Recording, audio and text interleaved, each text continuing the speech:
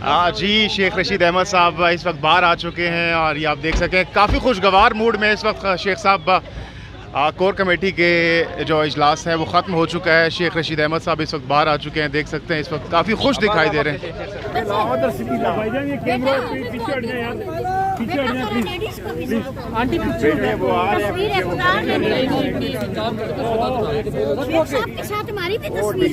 रुक जाए वो बात करने दें मीडिया से, उनको बाद में कर लेते हैं। बाद में तस्वीरें बना लेंगे। शुरू यार, शुरू करो यार। वो दो ले जी देखें इंफॉर्मेशन आके, हाँ जी आके इंफॉर्मेशन फवाद साहब आपको देंगे। बुनियादी तौर पर यही फैसला हुआ है कि पंजाब में गवर्नमेंट फॉर्म करेंगे 22 तारीख को और मरकज़ी कौमी असम्बली की इलेक्शन की तैयारी करेंगे। और सूबे में मुझे हालात ऐसे लग रहे हैं, वो ऐलान करें तो बेहतर है। प्राइम मिनिस्टर अभी खिताब करने वाले हैं कि परवेज लाई उम्मीदवार है। आज इमरान खान पुरइतमाद है, सारी कौम उसके साथ है और जोश और जज्बे और बल्ले और तंतने के साथ वो कौम के मशहूर भी हैं और अभी कौम से खिताब करेंगे। थैंक यू बहुत।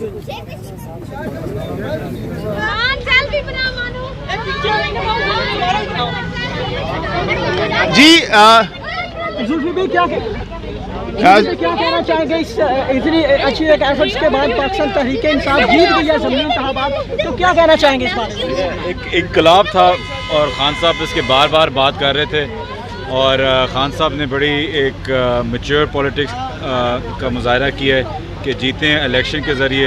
जितनी ताकत, जितना अवाम उनके साथ है, वो कभी भी जब चाहें बटन बजा सकते थे और अवाम कोई और हरकत में आ जाती। लेकिन उन्होंने डेमोक्रेसी का सहारा लिया और उनको शिकस्त दी और बहुत बड़ी शिकस्त दी, हर चीज़, हर रुकावट के बावजूद शिकस्त दी। तो अब आपको किस में अगर कोई मॉरल अथॉरिटी हो तो या तो वो रिज़ाइन करे या खान साहब ही आके उनसे फेडरल गवर्नमेंट की रिज़ाइन लें। तहरीक इंसाफ जनरल इलेक्शन की जाना पड़ेगी या पंजाब में? हमारा पहले दिन से एक ही मौक़िफ़ था और आखिरी दिन एक मौक़िफ़ है, जनरल इलेक्शंस। आप ये बताएं अब वो कराएंगे या हम हटा के कराएं?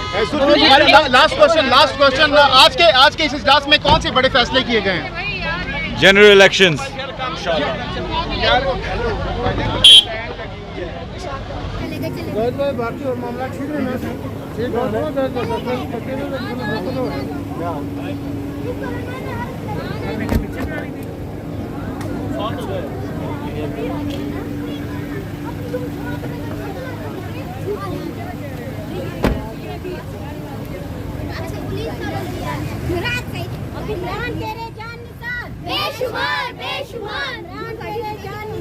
बेशुमार